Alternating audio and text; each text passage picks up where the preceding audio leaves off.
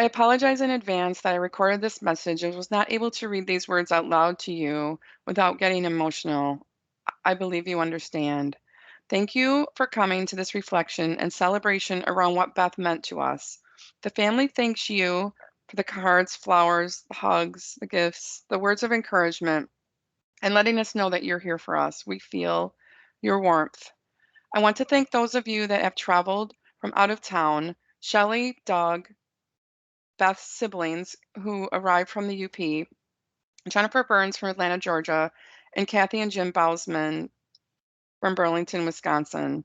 Also, thank you to those of you that helped set up this event. Let me start by saying what we all may be going through feels very heavy as we progress through the phases of grief: shock, anger, pain, sadness, realization, acceptance. This loss, as I believe many of you are feeling, compares to no other loss. I keep hoping I'm going to wake up from this bad dream and the world will be as I remember it with Beth in it. That has not happened. Those stages of grief ebb and flow. Some days we can navigate, and other days are much more challenging. Please know I'm here for any of you to cry with you and reflect with you on all that Beth meant to you and me. As I reflect back on the memories of Beth, they were all positive encounters where the best interests of the 4 children and 7 grandchildren we shared were paramount. Whether we were planning a cookout, a birthday, a wedding, a birth of a child, a vacation, Beth was always participative, giving, thoughtful, and articulate. I don't know of a time she missed those special days in all of our lives. Beth was an amazing listener. She asked questions, shared her perspective, and used caution, doling out advice. She followed rules, protocol, and asked for clarity if she was not sure. There was always a give and take in all of her exchanges with a beautiful sense of humor. When she talked, she followed these guidelines. She asked herself, if is what I'm about to say accurate, necessary, and kind? This is part of the legacy Beth leaves behind. Over the last 5 to 10 years, I think Beth would agree, and the family too. We amped up our family time together, visiting on vacations, taking trips to warm climates, long weekends, celebrating holidays, doing crafts, games, cookouts, and trips. Beth was always helpful organizing behind the scenes, doing some of the more complex, difficult tasks wherever help was needed, especially in care for the grandchildren. When Mark and I were getting ready for our foster parenting, as just one small example, she came over and helped get the house organized as we were getting ready to be inspected and approved. This was another part of her legacy, which was constant, attentive nature to help others every day. Beth was entertaining and funny. Anytime I was around her, she could always come back with a punchline and would laugh a hearty laugh.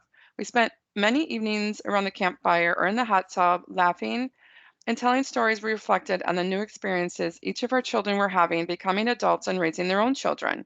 She was a great conversationalist, easy to get to know, and very approachable. When things get stressful, I would have a tendency to lose my patience. Beth would be able to step in and create a calm situation and resolve issues and make everything right. Her calm demeanor was impressive. Beth loved watching old westerns and was quite the expert in the classics. On one of our trips to West Palm Beach, visiting Kayla's parents, Mike and Val Guthrie, we stayed up late to watch an old black and white western called Shane that both Michael and Beth raved about. I'll be honest, I dozed quite a few times, and every time I woke, Beth and Mike's enthusiasm did not wander. Their eyes were glued to the screen until the very last scene. Beth liked to eat club sandwiches, well done hamburgers, and licorice and chocolate. She always had chewing gum for everyone in the car and always had sanitizing wipes at hand. Beth was a hard worker with an incredible character. She rarely missed work unless she was ill. She did things by the book and was a model employee. Beth did more than her share, asked others if help was needed. She also was a skilled welder and proud of all she learned in the welding arena. Beth would have celebrated 23 years at Herman Miller on September 28, which was one day after she passed.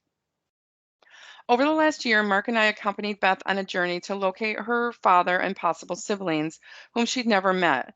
While she knew he was deceased, she had good reason to believe, because she was born so early in his life, that there could be other children that were her siblings that she could meet or find. It began with DNA samples through Ancestry and pretending I was a Mormon accessing the Utah Mormon database to look for her father, Daniel Cruzan, and related relatives. We did find his obituary, which listed several children, her wife, who also had passed away. I remember like it was yesterday as we sat around the dining room table, realizing she had siblings. Beth was glowing.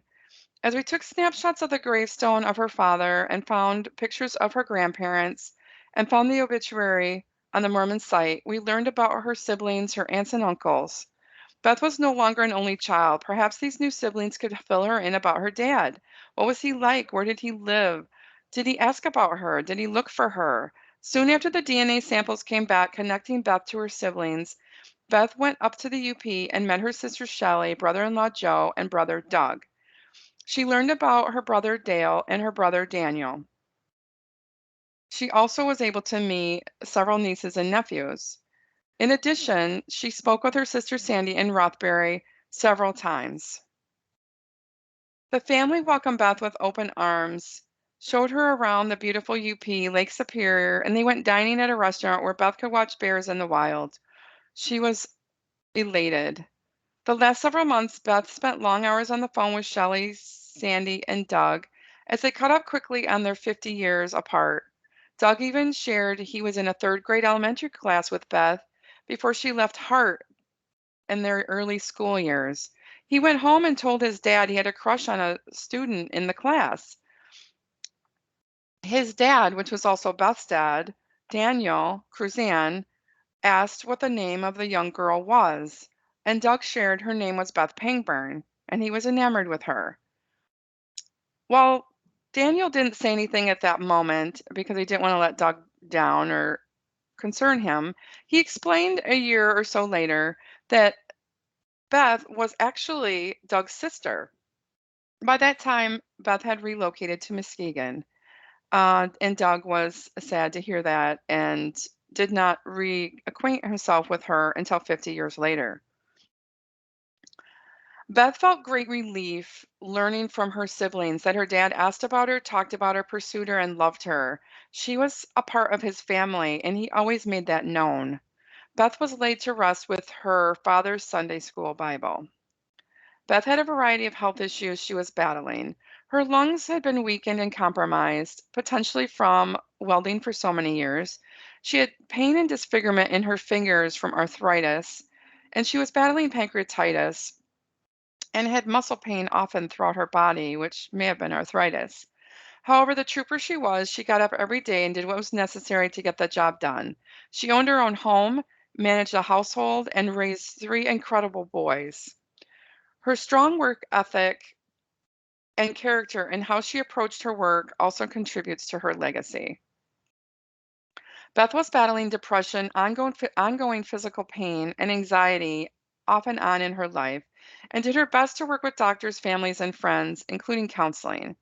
Beth and I attended a 6-week EPIC program in Holland, Michigan, which focused on empowering people in our communities. It worked on strengthening our self empowerment, self esteem, positive assessment of ourselves, and battling life's ups and downs. We often refer to those techniques, and I believe it helped both Beth and I in our world. On the medication front, I believe some of the newer medications Beth recently had been prescribed had been more carefully monitored for side effects and allergic reactions could possibly have led us all to a different path today.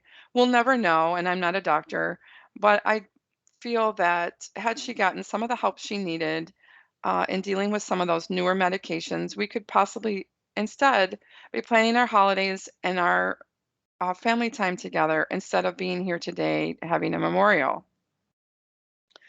Beth has taught us all to be more patient and be better listeners. I do believe there is life after this life, and I believe all of us feel we will see her again and pick up where we left off.